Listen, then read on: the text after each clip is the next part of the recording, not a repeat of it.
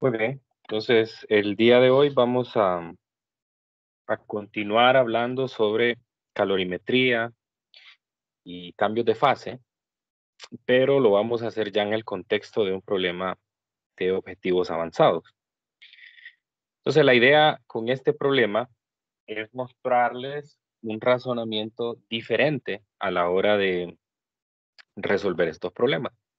Si ustedes recuerdan en los problemas del día de ayer, nosotros ya contábamos con la temperatura final de la mezcla. Es decir, ya en el enunciado del problema nos decían cuál iba a ser la temperatura de equilibrio y pues realmente que cuando uno ya conoce la temperatura de equilibrio, es sencillo saber cuáles van a ser los estados finales de los elementos que intervienen. Es decir, si a usted le dicen que la temperatura final es de 20 y tiene hielo, entonces pues por ende, ya le están diciendo de que ese hielo se va a derretir completamente y que va a llegar posteriormente a una temperatura de 20.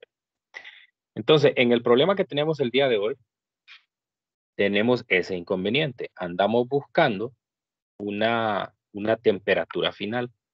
Cuando nosotros buscamos una temperatura final, entonces la cosa no se pone tan sencilla, porque yo no puedo, digamos que, asumir el estado final de la mezcla, sino que tengo que tener cierta evidencia,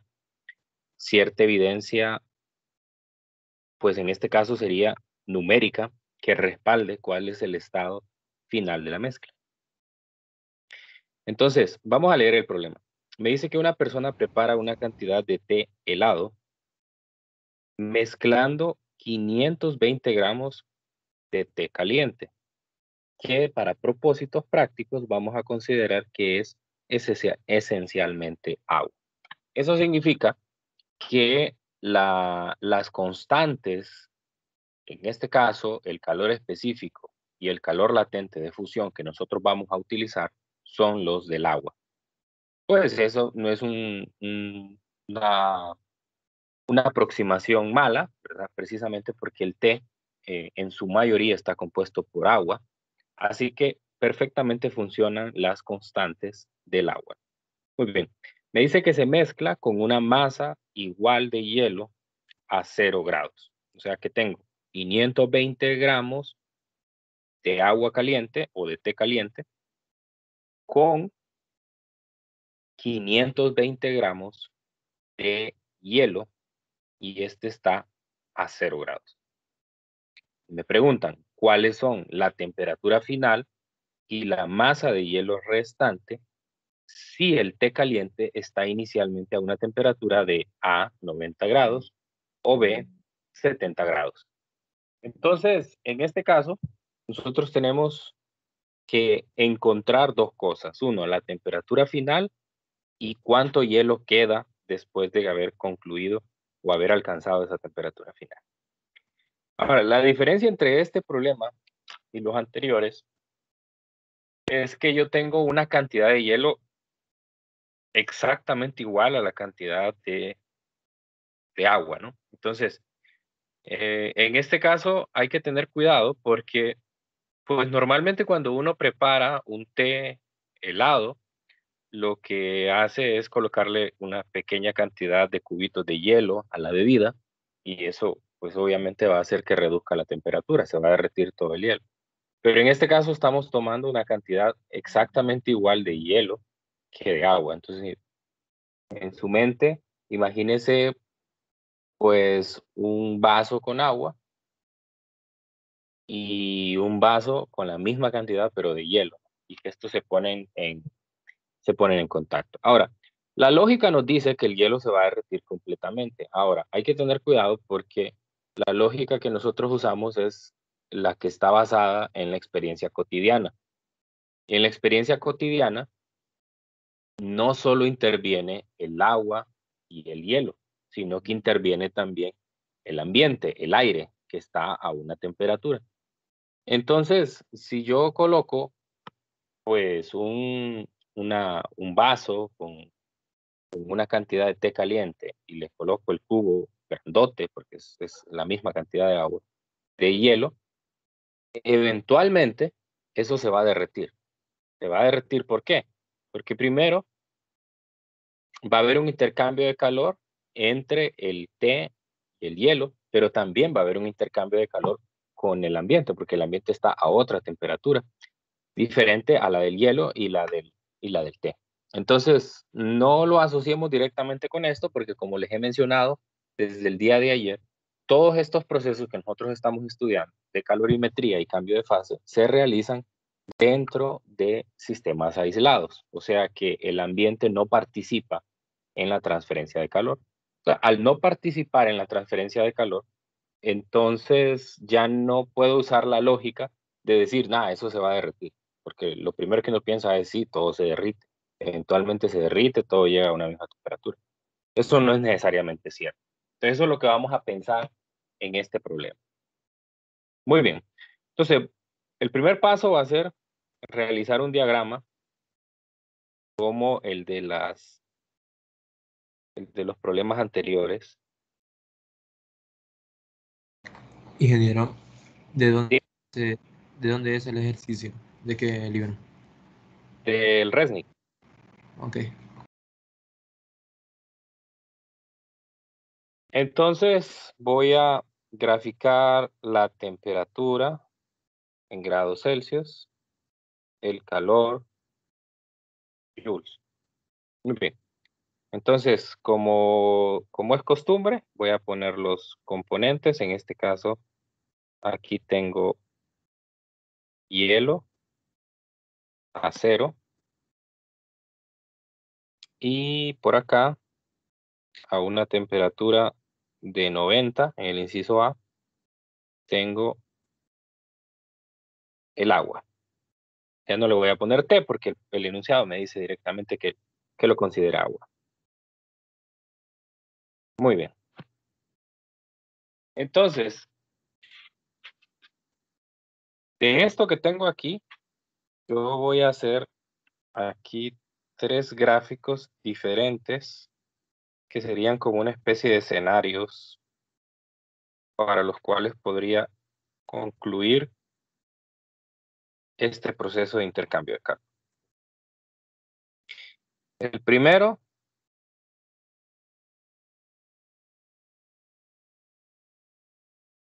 es el más lógico. El más lógico me dice el hielo se derrite. Al final de esa línea horizontal que estoy poniendo, el hielo se ha derretido completamente. Después voy a llegar a una temperatura de equilibrio y el agua también llega a esa temperatura de equilibrio. Entonces, quiere decir que para este primer escenario, la temperatura final estaría entre 0 y 90. ¿Por qué lo pongo en primera instancia este escenario? Porque ese es el más lógico. Ese es el primero que se nos va a ocurrir. El primero que se nos ocurre es el hielo se derrite completamente. Muchos lo dicen incluso sin pensarlo. Otros ni siquiera dudan, están seguros de que así va a ser. El hielo se va a derretir completamente y la temperatura va a quedar entre 0 y 90, digamos unos 10 grados probablemente, unos 20 grados. Ahora, pero tal vez no nos hemos puesto a pensar que probablemente vaya a ocurrir lo siguiente,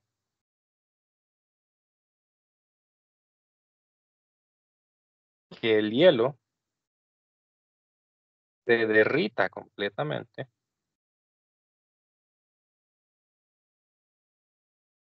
y que el agua se enfríe. Voy a encerrar aquí en otro color, ¿cuál sería? Esta sería entonces la temperatura final, mientras que aquí esta sería la temperatura final. Entonces, en este caso, la temperatura final sería de 0 grados. Ahora, para el primer escenario, el estado final es todo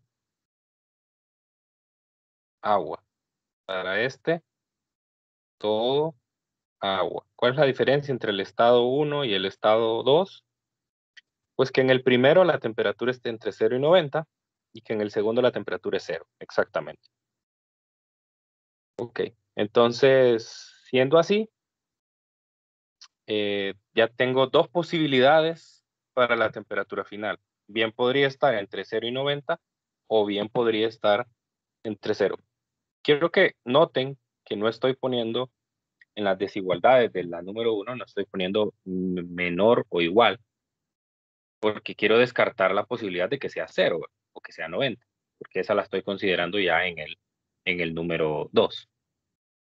Y hay una posibilidad que a muy pocos se les ocurre y muy pocos podríamos considerar porque nos parece poco ilógico que suceda, pero que está presente. Y es que el agua se enfríe completamente y el hielo no se derrita completamente. Entonces el estado final quedaría aquí. Siempre la temperatura final sería 0 grados, pero la diferencia está en que aquí tendría agua y también tendría hielo. Nos parece muy poco probable el tercer escenario, pero ¿por qué nos parece poco probable? Porque lo estamos asociando con la experiencia cotidiana donde esos dos elementos, además de estar en intercambio de calor entre ellos, también están intercambiando calor con el ambiente. Pero en un sistema aislado, el ambiente no participa. Entonces solo son estos dos. Entonces sí se vuelve probable. Ahora, esas son las preguntas que nosotros nos tenemos que hacer a la hora de decir cuál es la temperatura final. Obviamente no lo voy a hacer por lógica, lo voy a hacer respaldándolo con un cálculo matemático. Entonces, en este caso, como les dije, la lógica nos dice que el más probable es el 1. El 2, bueno, tal vez lo podemos aceptar, pero el 3 muchas veces nos parece ilógico.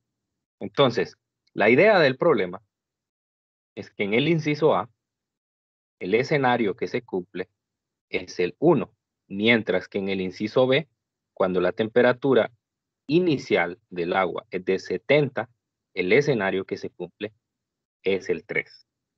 ¿Verdad?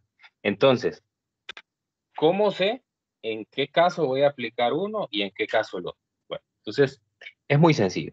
Para eso lo que vamos a hacer es hacer un cálculo de cuánto calor tengo disponible y cuánto necesito para llegar a uno de esos estados. Entonces, el que voy a tomar de referencia es el número 2, que es el más sencillo. En el número 2, si usted ve en detalle la gráfica, el hielo se derrite completamente y el agua se enfría hasta 0. Como nosotros sabemos, este es un sistema aislado, eso quiere decir que todo el agua que uno pierde, el otro la gana. Entonces, en este caso, el agua pierde calor, le voy a llamar a esta U sub A y a esta le voy a llamar Q sub H. O sea, el calor que cede el agua y el calor que gana el hielo. ¿Sí? Entonces, para que se dé completamente el escenario número 2, el requisito que se tiene que cumplir es que el calor que pierde el agua lo tiene que ganar completamente el hielo. O sea, ahí está la lógica detrás de esto. Entonces lo que voy a hacer es probarlo. Voy a ver si se cumple eso. Si no se cumple uno de estos, entonces tiene que ser otro de los dos.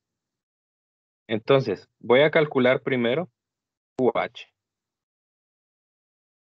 Este es el calor necesario para fundir todo el hielo. Ya vimos en la clase anterior que el calor necesario para fundir el hielo es igual a la masa del hielo por el calor latente de fusión del hielo. Entonces, determinemos eso. En este problema me dicen que eso es igual a 0.520 kilogramos, es la masa de hielo que tengo. Y sé de las tablas que el calor latente de fusión es de 334 por 10 a la 3 joules por kilogramos. Entonces, ese es el calor que yo necesito para que todo el hielo se derrita. Entonces, a ver si me ayudan con ese cálculo. Denme el número exacto que da en la calculadora.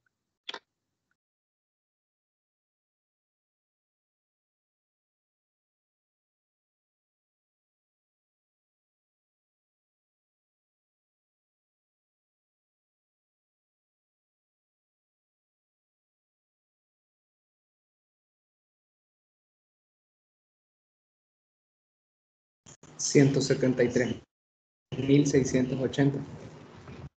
Gracias. 173.680 joules.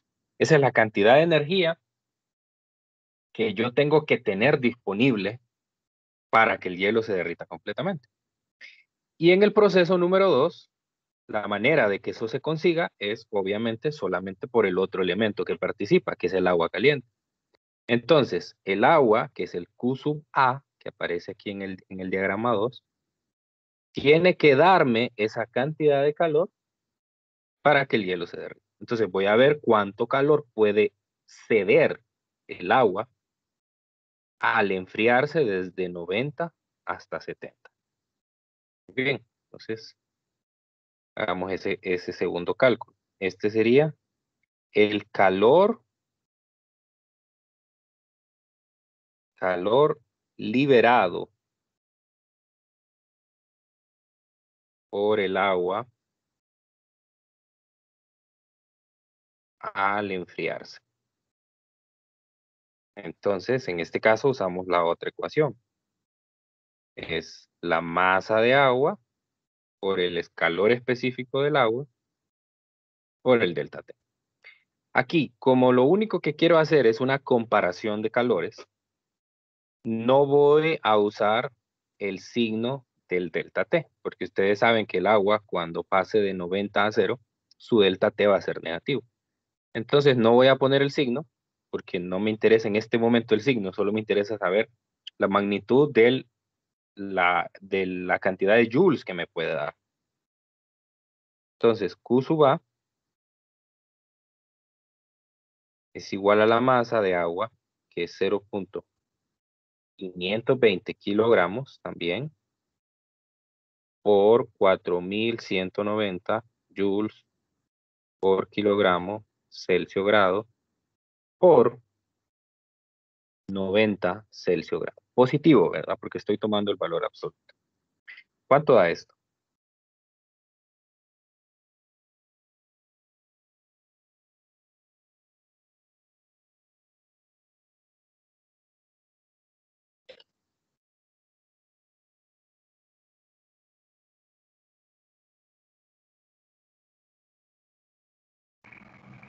$196.092. 196.092 joules. Muy bien, entonces, este calor es el calor disponible y este es el calor necesario. Ok, entonces, ¿qué quiere decir? Que yo tengo suficiente calor para derretir el hielo completamente. Y todavía me sobra. Porque si se fijan, tengo 196.000. O sea, tengo cerca de 23.000 joules extras, aparte de lo que se necesita. Entonces, ese extra que se necesitó, si los calores me hubieran dado iguales, entonces hubiera comprobado completamente el escenario 2, en el cual QH es igual a QA y hubiera dicho la temperatura final es 0 grados y ahí se acabó todo. Pero como me da más, entonces quiere decir que el escenario que se cumple es el número 1, que era el más lógico. En este caso, lo que se cumple es que QH es menor que QA. Y si hubiera dado lo contrario, entonces el escenario que se cumplía era 3 QH más QA. Eso va a pasar en el inciso B. Ya les estoy adelantando un poco, pero quiero que entiendan cuál es el objetivo del problema. Entonces, quiere decir que como QH es mayor, es menor, entonces me voy a llevar todo esto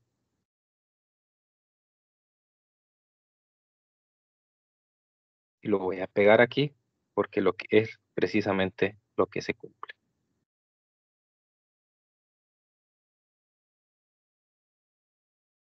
Muy bien.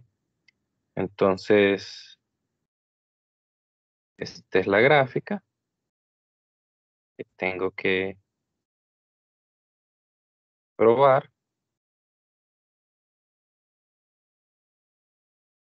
Y todo es agua. ¿Sí? Todo es agua. Entonces ya puedo responder a la segunda pregunta que me hacen, porque la segunda pregunta que me hacen es ¿cuánto es la masa de hielo que queda? Entonces, masa de hielo restante, así la voy a llamar, 0, 0 gramos, no hay, porque todo se convierte a agua. Agua que ya tenía y hielo completamente derretido. Entonces, ahora lo que me queda es determinar la temperatura final. Para determinar la temperatura final, entonces uso este diagrama, ¿no? Entonces tengo un calor aquí, que le voy a llamar Q1, otro calor aquí, le voy a llamar Q2, y otro calor aquí, que le voy a llamar Q3. Y procedo de la misma manera que lo hice en el problema de ahí. Sumatoria de calores igual a 0. Entonces, la sumatoria de calores igual a 0 implica Q1 más Q2 más Q3 igual a 0. Entonces, Q1 es la masa, es el calor necesario para derretir todo el hielo. Q2 es el calor necesario para elevar la temperatura del agua, que antes era hielo, desde 0 hasta la temperatura final. Y Q3 es la cantidad de calor necesaria para enfriar el agua caliente hasta la temperatura final. Se puede escribir exactamente qué es cada una. Q1 sería la masa de hielo por el calor latente de fusión del hielo, más la masa del hielo por el calor específico por la temperatura final menos la inicial, que es de 0. Entonces, todos estos son los dos procesos que sufre el hielo. Primero se derrite completamente en el primer término. Después, en el segundo término, se eleva la temperatura hasta la temperatura final, desde 0 hasta la temperatura final. Y el tercero que voy a escribir acá es el del agua. El agua se enfría desde 90 hasta la temperatura final. Y esto es igual a 0. Entonces, ¿de qué se trata aquí? De que yo despeje para la incógnita. La incógnita es la temperatura final. Entonces, para eso, pues bueno, ya esta es una ecuación lineal, solamente tengo que separar términos, factorizar y despejar para la variable. Muy bien, entonces, aquí voy a tener, si usted se fija, aquí tengo un 0, por lo tanto, ese segundo término de ahí, con ese paréntesis, va a desaparecer. Solo me va a quedar MH, LF, más MH, CA por la temperatura final, más MA, CA por la temperatura final, más MaCa por 90. Bueno, menos sería. Menos 90 igual a 0. Pues solo me va a quedar la temperatura final por MHCa más MaCa, y del otro lado me va a quedar MaCa por 90 menos MHLF. A ver, aquí, bueno, de hecho lo pude haber hecho desde antes. Bueno, lo voy a hacer antes, para que esto me quede más sencillo. Voy a omitir este paso porque si usted nota, las masas son iguales. La masa de hielo es igual a la masa del agua.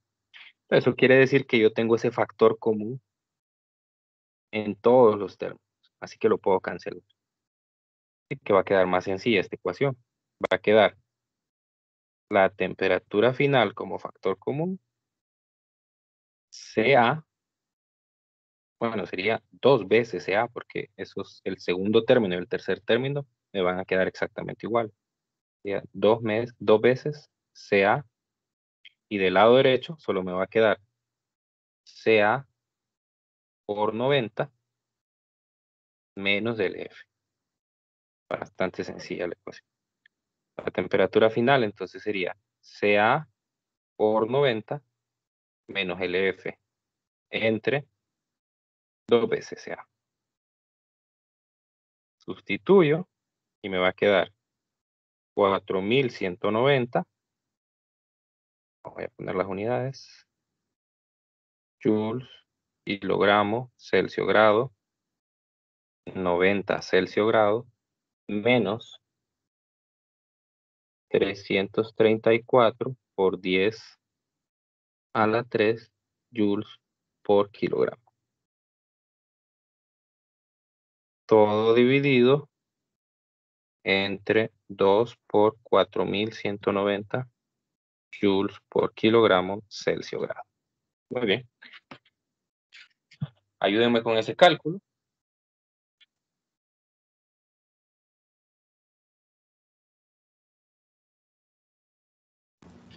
5.14. 5.14. Pues todo va bien. Justamente eso era lo que esperaba, que la temperatura estuviera entre 0 y 90 y me da 5.14. Entonces estamos bien. Entonces, bueno, muchos podrán decir en este punto, ¿para qué hizo todo ese gran relajo de analizar los estados finales, todo esto que hice al inicio, toda esa discusión, ¿verdad? Si pasó lo lógico, que la temperatura final estuviera entre 0 y 90. O sea, es decir, muchos se hubieran ido directamente hasta aquí. O sea, se hubieran ido, bueno, aquí, de hecho. Es decir, eso es lo que se cumple. El hielo se derrite, luego se calienta el agua que antes era hielo, y el agua caliente se enfría y la temperatura está ahí. No queda hielo, todo es agua, y despejo esta ecuación y todo funciona bien. Ahora, donde no funcionan bien las cosas es en el inciso B. Porque en el inciso B, lo que sucede es que voy a tener una temperatura inicial del agua de 70 grados. Eso repercute directamente en la cantidad de joules disponibles. Entonces, ahora la cantidad de joules disponibles va a ser menor que la necesaria para derretir todo el hielo. Entonces, hagamos ese cálculo nuevamente, ya con esta otra temperatura. Entonces, el QA, recuerdan que era la masa del agua, 0.520 kilogramos por 4190 joules por kilogramo Celsius grado por 70.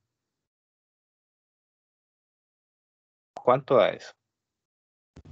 152.516.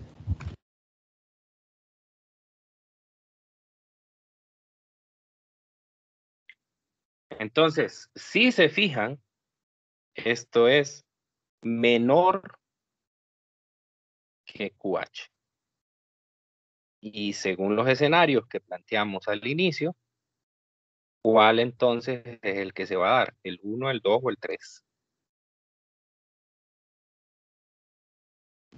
El 3. El 3, el 3. Entonces, uno no tiene que caer en el error de pensar que siempre toda la mezcla va a derretir el hielo.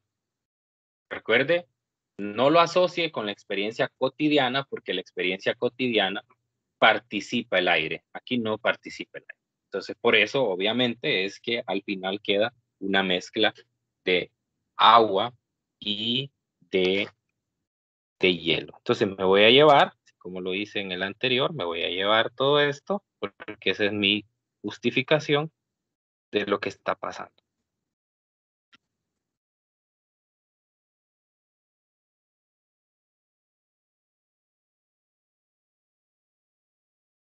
Entonces voy a tener una mezcla de agua y de hielo, precisamente por lo que está sucediendo. Entonces, en este caso, ya puedo yo, de forma contundente, decir que la temperatura final fue de 0 grados. Entonces, ya tengo mi respuesta para la temperatura final. Pero acuérdese que otra de las cosas que nos pedían era la masa de hielo, aquí está en el enunciado, la masa de hielo restante. Entonces, en el inciso A, pues no había ningún problema porque la masa de hielo restante era 0, porque todo el hielo se derretía. Pero en el inciso B, no se derrite completamente el hielo. De hecho, hay una mezcla entre agua y hielo. Entonces, quiero saber cuánto hielo queda. Para eso, entonces, uso esta ecuación, la cual me dice que el calor necesario para derretir el hielo es igual a la masa de hielo derretido por el calor latente de fusión. O sea, es la misma ecuación de siempre, ¿verdad? Pero, ¿qué calor voy a utilizar aquí? El del agua, el que acabo de encontrar, o sea, el disponible. Entonces, yo quiero saber si yo despejo de aquí para M, me va a dar la cantidad de hielo que puedo derretir con esos joules. Entonces serían 152.516 joules dividido entre el calor latente de fusión, que son 334 por 10 a la 3 joules por kilogramo. ¿Cuánto me da eso? 0.456. 0.456 kilogramos. Entonces, ese es el hielo que se derritió. Ojo, ese es el hielo que se derritió. Pero a mí lo que me están pidiendo es la masa de hielo restante. Entonces, para hacer eso, simplemente hago una diferencia. Masa de hielo restante es la masa de hielo que tenía menos la masa de hielo derretida. Entonces sería 0.520 kilogramos menos 0.456. Y eso da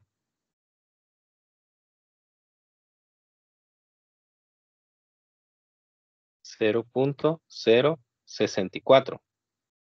¿Correcto?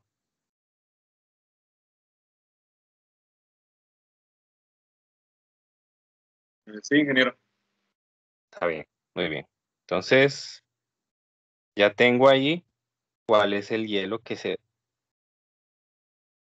resta. Ahora, ya ahí tengo la respuesta del problema. Pero, ¿cómo, por ejemplo, puedo calcular cuánto es la masa de agua que quedó. ¿Cómo podría determinar la masa de agua que quedó en la mezcla?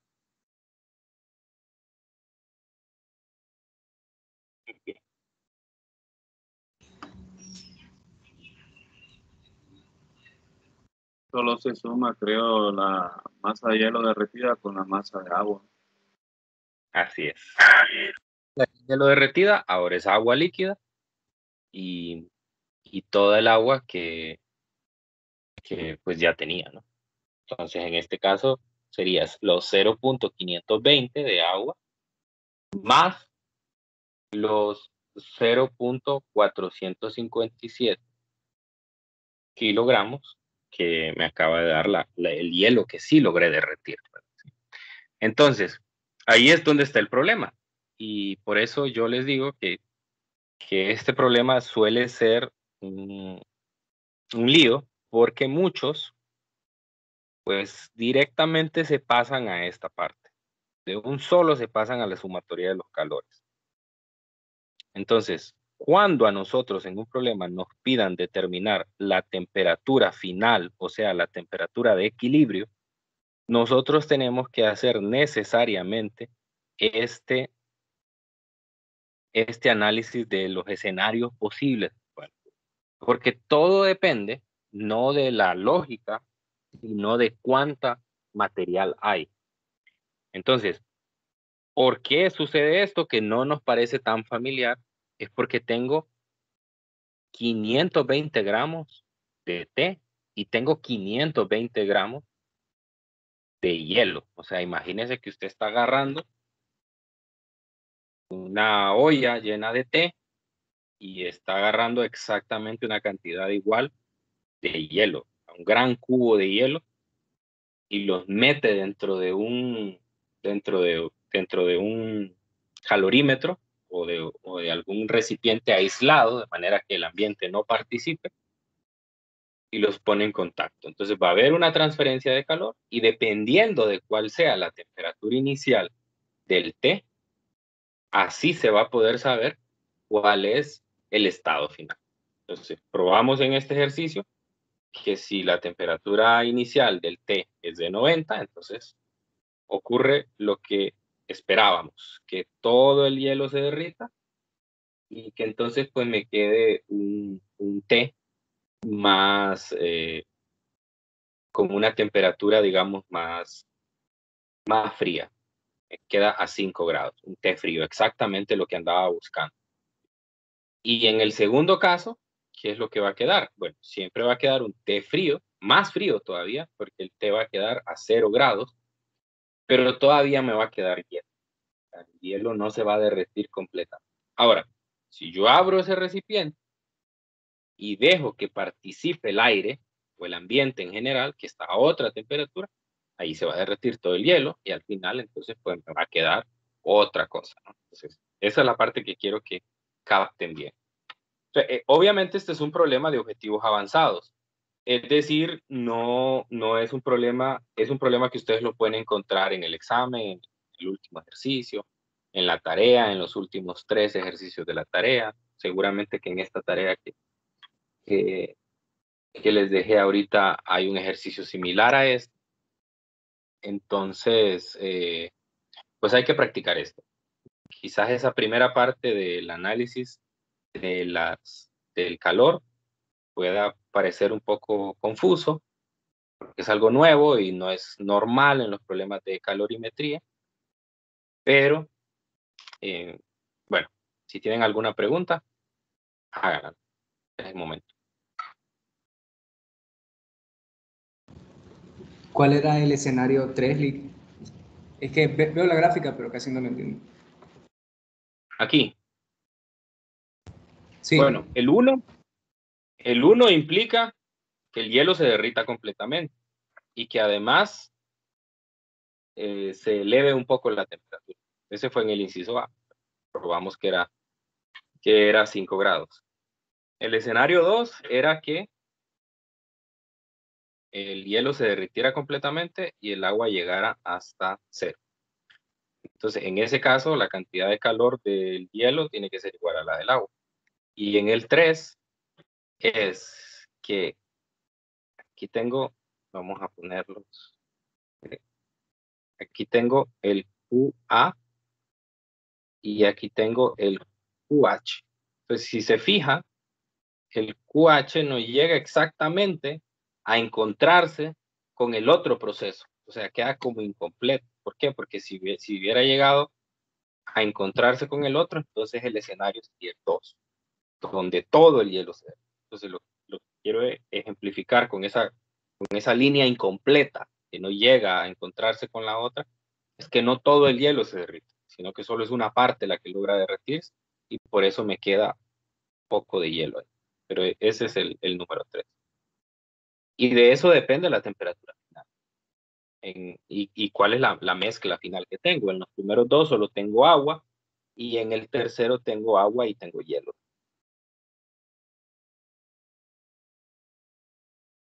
Ok, gracias, Lick. Muy bien. ¿Alguien más?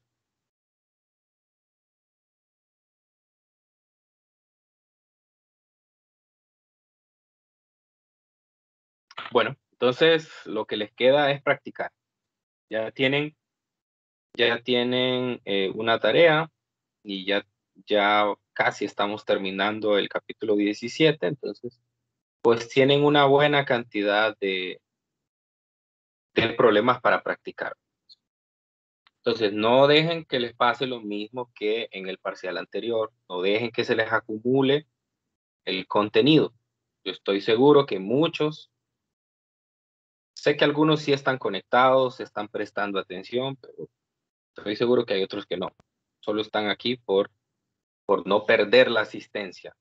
Pero pongan atención, anoten en su cuaderno. Eso sobre todo lo que ustedes tienen que hacer.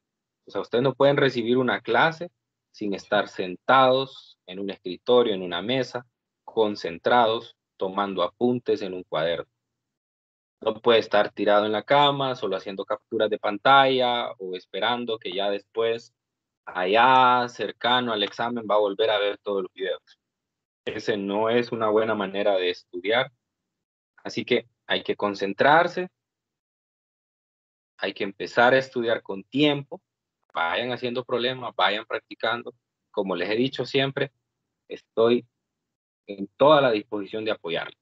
Pero si ustedes no me buscan, yo tampoco los voy a buscar. Entonces, bueno, aquí lo vamos a dejar hoy porque ya no queda tanto tiempo para iniciar el siguiente tema. Lo vamos a empezar el día de mañana. Mañana vamos a ver los mecanismos de transferencia de calor que existen. Son 3: la conducción, la convección y la radiación. Solo vamos a mencionar la convección y la radiación. Solo nos vamos a concentrar en la conducción. Así que en el examen, en las tareas, todo el control de lectura y todas las evaluaciones, solo vamos a hablar de conducción. Pero hay que también reconocer que existen los otros dos mecanismos. Y los vamos a mencionar, vamos a hablar un poquito de ellos, pero los problemas y todo, nos vamos a centrar más que todo en la conducción. Y con eso cerramos la primera, el primer capítulo de esta lección número 3. Recuerden que a partir del jueves ya van a estar habilitados las actividades interactivas. Las actividades interactivas del capítulo 17 y del capítulo 18. Tal vez lo del 18 no lo hemos visto, pero recuerde que la actividad interactiva también tiene por objetivo que usted vaya adelantando algunas ideas. Entonces, bueno, nos quedamos hasta aquí. Nos encontramos el día de mañana. Y pues que tengan un feliz día. Cuídense mucho. Gracias, ingeniero. Feliz tarde.